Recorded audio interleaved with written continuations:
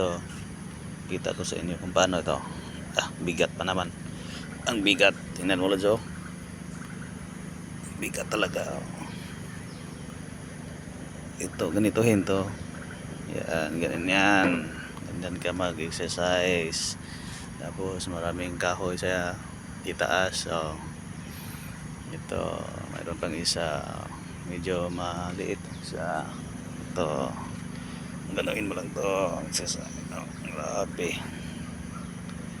Bigat pala nito. Bali tatlo tong tatlong klase ito na may isa maliit na yung isa ito. Medyo maliit na ito isa, buhatin natin. Yan. Okay, thank you, Lods. Ito yung forma niya. Okay, thank you. Doon daming kahoy.